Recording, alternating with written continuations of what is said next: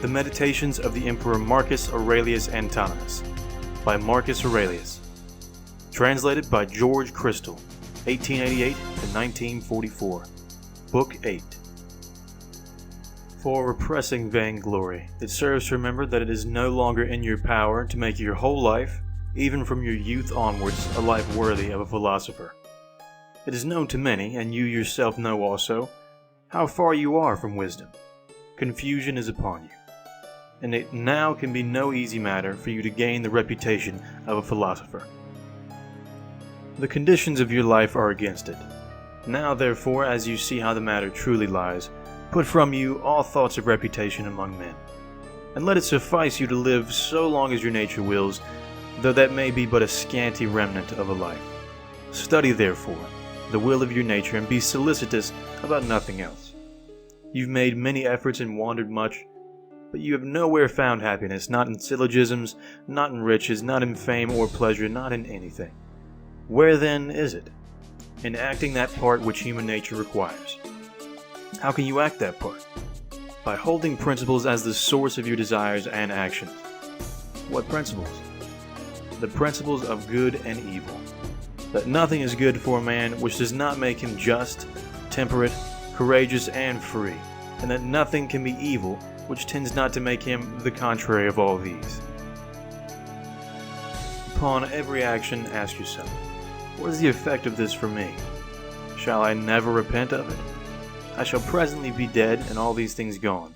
What more should I desire if my present action is becoming to an intelligent and social being, subject to the same law with God's?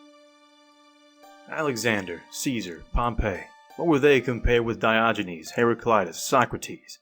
These knew the nature of things, their causes, and their matter, and the minds within them were at one. As to the former, how many things they schemed for, and to how many were they enslaved? Men will go their own ways nonetheless, though you burst in protest. Before all things, be not perturbed. Everything comes to pass as directed by universal nature, and in a little time you will be departed and gone, like Hadrianus and Augustus. Then scan closely the nature of what has befallen, remembering that it is your duty to be a good man. Do unflinchingly whatever man's nature requires, and speak as seems most just, yet in kindliness, modesty, and sincerity. It is nature's work to transfer what is now here into another place, to change things, to carry them hence and set them elsewhere. All is change, yet is there no need to fear innovation, for all obey the laws of custom, and in equal measure all things are apportioned. For every nature it is sufficient that it goes on its way and prospers. The rational nature prospers while it assents to no false or uncertain opinion, while it directs its impulses to unselfish ends alone, while it aims its desires and aversions only to things within its power, and while it welcomes with contentment all that universal nature ordains. The nature of each of us is part of universal nature. As the leaf is part of the tree, the leaf, indeed, is part of an insensible and unreasoning system which can be obstructed in its workings, but human nature is part of that universal system which cannot be impeded, and which is intelligent and just. Hence is meted out suitably to all, our proper portions of time, of matter, of active principle, of powers, and of events. Yet look not to find that each several thing corresponds exactly with any other. Consider rather the whole nature and circumstances of the one, and compare them with the whole of the other. You lack leisure for reading, but leisure to repress all insolence you do not lack. You have leisure to keep yourself superior to pleasure and pain and vainglory, to restrain all anger against the ungrateful, nay, even to lavish loving care upon them. Let no man any more hear you railing on the life of the court, nay, revile it not to your own hearing. Repentance is self-reproving, because we have neglected something useful. Whatever is good must be useful in some sort, and worthy of the care of a good and honorable man. Now, such a man could never repent of neglecting some opportunity of pleasure. Pleasure, then, is neither useful nor good. Of each thing ask, what is this in itself and by its constitution? What is its substance or matter? What is its cause? What is its business in the universe? How long shall it endure? When you are reluctant to be roused from sleep, remember that it accords with your constitution and with human nature to perform social actions. Sleep is common to us with the brutes. Now whatever accords with the nature of each species must be most proper, most fitting, and most delightful to it. Constantly, and if possible, on every occasion, apply to your imaginations the methods of physics, ethics, and dialectic. Whomsoever you meet, say straightway to yourself, what are this man's principles of good and evil? For if he holds this or that doctrine concerning pleasure and pain, and the causes thereof concerning glory and infamy, death and life, it will seem to me neither strange nor wondrous that this or that should be his conduct. I shall bear in mind that he has no choice but to act so. Remember that, as 'tis folly to be surprised that a fig tree bears figs, so is it equal folly to be surprised that the universe produces those things of which it was ever fruitful. It is folly in a physician to be surprised that a man has fallen into a fever, or in a pilot that the wind has turned against him. Remember that to change your course and to follow any man who can set you right is no compromise to your freedom. To act as your own, performed on your own impulse and judgment, and according to your own understanding. If the doing of this be in your own power, why do it thus? If it be in another's, whom do you accuse? The atoms or the gods? To accuse either is a piece of madness. Therefore, accuse no one. Set right, if you can, the cause of error. If you cannot, correct the result at least. If even that be impossible, what purpose can your accusations serve? Nothing should be done without a purpose. That which dies falls not out of the universe. If then it stays here, here too it suffers a change, and is resolved into those elements of which the world and you too consist. These also are changed, and murmur not. The horse, the vine, all things are formed for some purpose. Where is the wonder? Even the sun saved. I was formed for a certain work, and similarly the other gods. For what end are you formed? For pleasure? Look if your soul can endure this thought. Nature has an aim in all things in the end, and surcease of them no less than in their beginning and continuance. It is even as a man casting a ball. Where then is the good for the ball in its rising? Where the harm in its dropping? Where even is the harm when it is fallen down? Where is the bubble's good while it holds together? Where is the evil when it's broken? So it is with the lamp which now burns and anon goes out. Turn out the inner side of this body and view it as it is. What shall it become when it grows old, or sickly, or decayed? The praiser and the praised, the rememberer and the remembered, are of short continuance, and that in a mere corner of this narrow region where, narrow though it be, men cannot live in concord, no, not even with themselves, and yet the whole world is but a point. Attend well to what is before you, whether it be a principle, an act, or a word. This, your suffering, is well merited, for you would rather become good tomorrow than good today. Am I doing aught? Let me do it in a spirit of service to mankind. Does aught befall me? I accept it and refer it to the gods, the universal source from which come all things in the chain of consequence. The accompaniments of bathing, oil, sweat, filth, foul water, how nauseous are they all! Even so is every part of life, and everything that meets us. Lucilla buried Verus, and soon followed him to the grave. Secunda saw the death of Maximus, and soon herself died. Epitynchanus buried Diotimus, and then Epitynchanus was buried. Antoninus mourned Faustina, and thereafter Antoninus was mourned. Celer buried Hadrian, and then Celer was buried. All go the same way. The cunning men who foretold the fates of others, or who swell with pride, where are they now? Where are these keen wits? Charax and Demetrius the Platonist, and Eudaimon and their like. All were for a day, and are long dead and gone. Some scarce remembered even for a little after death. Some turned to fables, some faded even from the memory of tales. Wherefore remember this, Either the poor mixture which is you must be dispersed, or the faint breath of life must be quenched or removed and brought into another place. The joy of man is to do his proper business, and his proper business is to be kindly to his fellows, to rise above the stirrings of sense, to be critical of every plausible imagination, and to contemplate universal nature and all her consequences. We have all of us three relations. The first, to the manifold occasions of our state. The second, to the supreme divine cause from which proceed all things unto all men. The third, to those with whom we live.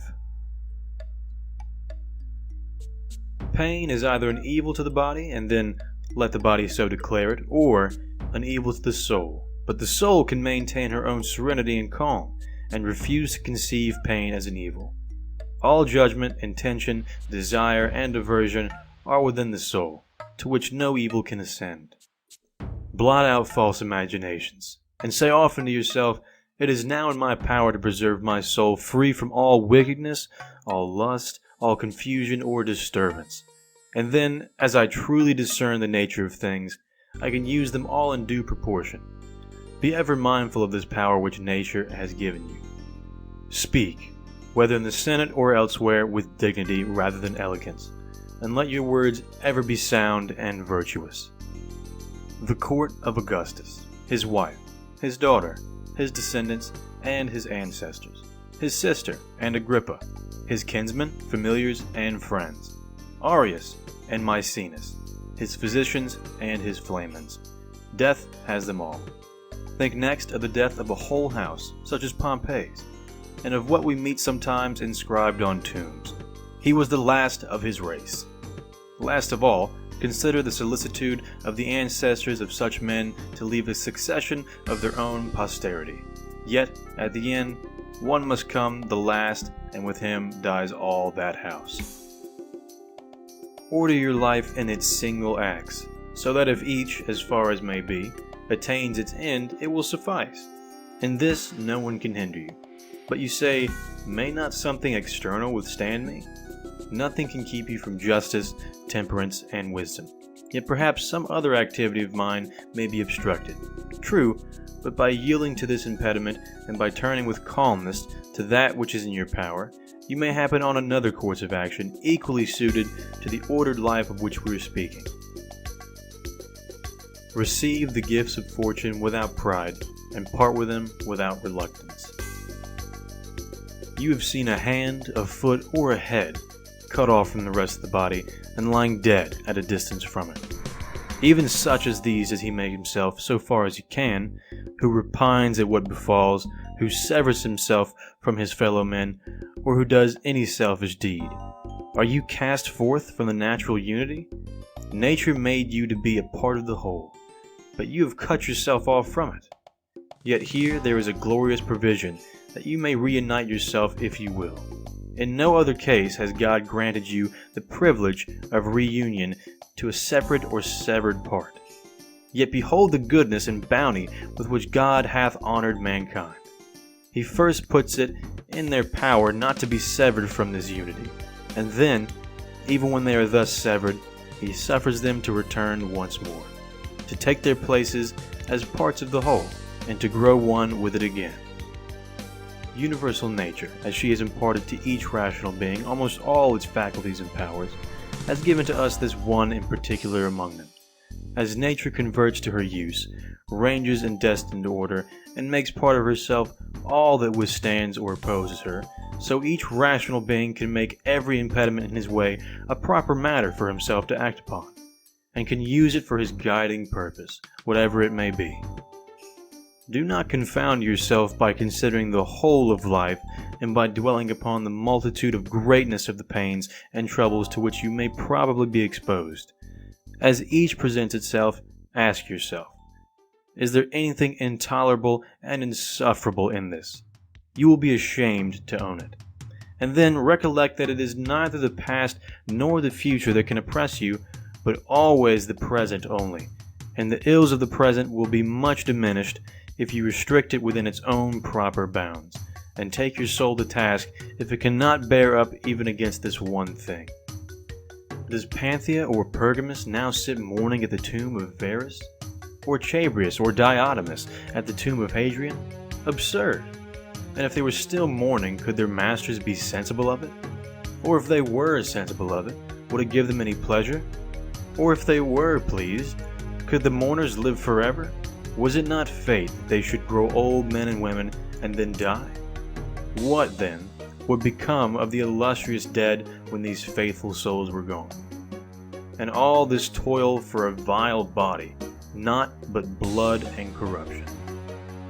If you have keen sight, says the philosopher, use it in discretion and in wisdom. In the constitution of the rational being, I discern no virtue made to restrain justice, but I see continence made to restrain sensual pleasure. Take away your opinion about the things that seem to give you pain, and you stand yourself upon the surest ground. What is that self? It is reason. I am not reason, you say. So be it. Then let not reason pain itself, but leave any part of you which suffers to its own opinions of the pain. Obstruction of any sense is an evil for the animal nature. So is the obstruction of any of its impulses. There are other kinds of obstruction which are evil for the nature of plants, for the rational nature in like manner. Therefore, obstruction of the understanding is evil. Apply all this to yourself. Do pain and pleasure affect you? Let the senses look to it. Does anything hinder your designs? If you have designed without the proper reservation, that in itself is an evil for you as a reasoning being. If you designed under the general reservation, you are neither hurt nor hindered. No man can hinder from the proper work of the mind. Nor fire, nor sword, nor tyrant, nor calumny can reach it, nor any other thing, when it has become even as a sphere, complete and perfect within itself.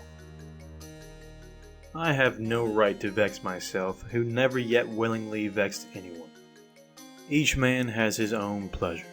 Mine lies in having my ruling part sound, without aversion to any man, or to any hap that may befall mankind. Yet let me look on all things with kindly eyes. Let me accept and use them all according to their worth. See that you secure the benefit of the present time. They who pursue a fame which is to live after them, reflect not that posterity will be men even as are those who vex them now, and that they too will be mortal. And afterwards, what shall signify to you the clatter of their voices, or the opinions they shall entertain about you? Take me up and cast me where you will. I shall have my own divinity within me serene, that is, satisfied, while its every state and action is according to the law of its proper constitution. Is any event of such account that my soul should suffer for it or be the worse? That my soul should become abject and prostrate as a mean suppliant, or should I be affrighted? Shall you find anything that is worth all this? Nothing can befall a man which is not human fortune. Nothing can happen to an ox, to a vine, or to a stone, which is not the natural destiny of their species. If then, that alone can befall anything which is usual and natural, what cause is there for indignation? Universal nature hath brought nothing upon you which you cannot bear. When you are grieved about anything external, it is not the thing itself which afflicts you, but your judgment about it. This judgment it is in your power to efface. If you are grieved about anything in your own disposition, who can prevent you from correcting your principles of life? If you are grieved because you do not set about some work which seems to you sound and virtuous, go about it effectually, rather than grieve that it is undone. But some superior force withstands, then grieve not, for the fault of the omission lies not in you. You say, but life is not worth living with this undone. Quit life then, in the same kindly spirit as though you had done it, and with good will even to those who withstand you. Remember that the governing part becomes invincible when, collected into itself, it is satisfied in refusing to do what it would not, even when its resistance is unreasonable. What then will it be? After due deliberation, it has fixed its judgment according to reason. The soul, thus free from passions, is a strong fort, nor can a man find any stronger to which he can fly and become henceforth invincible. The man who has not discerned this is ignorant. He who has discerned this and flies not thither is miserable. Pronounce no more to yourself than what appearances directly declare. It is told to you that so-and-so has spoken ill of you. This alone is told you, and not that you are hurt. I see my child is sick. This alone I see. I do not see that he is in danger. Dwell thus upon first appearances. Add nothing to them from within, and no harm befalls you. Or rather, add the recognition that all is a part of the world's lot. Is the gourd bitter? Put it from you. Are there thorns in the way? Walk aside. That is enough. Do not add, why were such things brought into the world? The naturalist would laugh at you, just as would a carpenter or a shoemaker, if you began fault-finding because you saw shavings and parings from their work strewn about the workshop. These craftsmen have places where they can throw away this rubbish, but universal nature has no such place outside her sphere. Yet the wonder of her art is that, having confined herself within certain bounds, she transforms into herself all things within her scope which seem to be corrupting or waxing old and useless, and out of them she makes other new forms, so that she neither needs matter from without, nor place where to cast out her refuse. She is satisfied with her own space, her own material, and her own art. Be not languid in action, nor confused in conversation, nor vague in your opinions. Let there be no sudden contractions or forth-sallyings of your soul. In your life be not overhurried. Men slay you, cut you to pieces, pursue you with curses. What has this to do with your soul remaining pure, prudent, temperate, and just? What if someone, standing by a clear, sweet fountain, should reproach it? It would not cease to send forth its refreshing waters. Should he throw into it mud or dung, it will speedily scatter them and wash them away, and be in no wise stained thereby. How then shall you get this perpetual living fount within you? If you reserve yourself unto liberty every hour you live, in a spirit of calmness, simplicity, and modesty. He who knows not what the universe is, knows not what is his place therein. He who knows not for what end it was created, knows not himself, and knows not the world. He who is deficient in either of these parts of knowledge could not even say for what end he himself was created. What sort of man then does he appear to you, who pursues the applause, or dreads the anger, of those who know neither where nor what they are? Do you wish to be praised by a man who curses himself thrice within an hour? Can you desire to please one who is not pleased with himself? Can he be pleased with himself who repents of almost everything he does? No longer be content to breathe in harmony with the air which surrounds you, but set about feeling in sympathy with the intelligence which embraces all things. For the power of that intelligence is no less diffused and no less pervasive for all who can draw it in, than it is the virtue of the air for him who can breathe it. There is no universal wickedness to hurt the world, and the particular wickedness of any individual hurts not another. It hurts himself alone. And even he has this gracious privilege that, as soon as he desires it, he may be free from it altogether. To my will, the will of another is as indifferent as his poor breath and flesh. And how much soever we were formed for the sake of each other, yet the governing part of each of us has its own proper power. Otherwise, the vice of another might become my own misery. God thought fit that this should not be, lest it should be in another's power to make me unhappy. The sun seems to us diffused everywhere, pervasive of all things, yet never exhausted.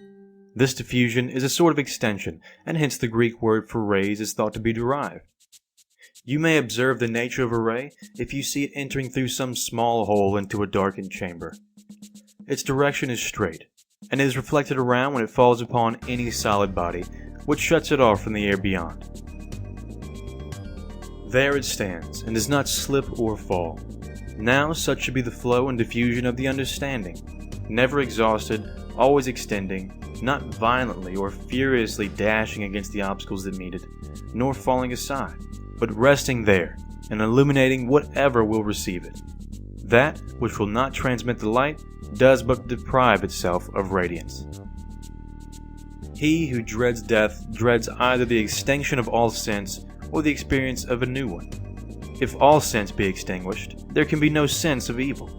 If a different sort of sense be acquired, You become a different creature and do not cease to live. Men were created the one for the other. Teach them better than, or bear with them. Mind moves in one way, and an arrow in another. The mind, when cautiously proceeding, or when casting round in deliberation about what to pursue, is nevertheless carried onward, straight towards its proper mark. Penetrate into the governing part of others, and also allow others to enter into your own. End of Book 8.